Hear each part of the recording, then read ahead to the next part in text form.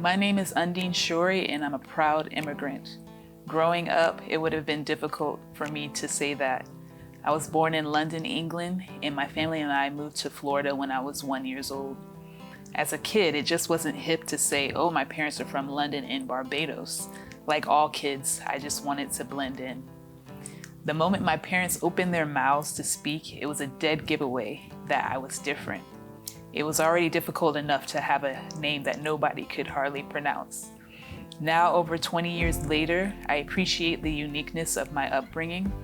From having curry chicken every Sunday to listening to my dad and his friends carry on in their strong Bayesian accents, I have immersed myself and embraced this distinctive journey that I am on.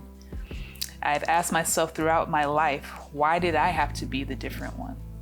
Now I realize it's truly a gift to stand out in this hustling and bustling world. I no longer desire to blend in. I was made to tell my diverse stories. As an artist, I've told my stories in musical ways as well as the written form. Songwriting and screenwriting are similar in that there's a beginning, middle, and end. You start with a character and you build from there. My characters and themes are extremely important in my storytelling. I focus on presenting complicated people in a way that you can relate to. Growing up, my dad and I were so different.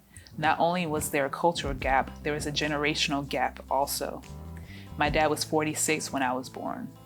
I just thought he was too old and too Caribbean to understand how I wanted to grow up. As a result, we didn't have much in common. Our relationship as father and daughter was full of ebbs and flows. One of my first screenplays I wrote was called Citizen. It's loosely based on the story about my experience helping my dad study for the sickest portion of the US citizenship test. Of course, I didn't want to do it. I was upset that the responsibility fell on me instead of my brother and sister. Now I look back and I'm grateful I was able to help him. In 2019, I entered Citizen in the AT&T Hello Mentorship Lab, led by producer Lena Waithe. I placed in the top 15 out of over 2,000 entries.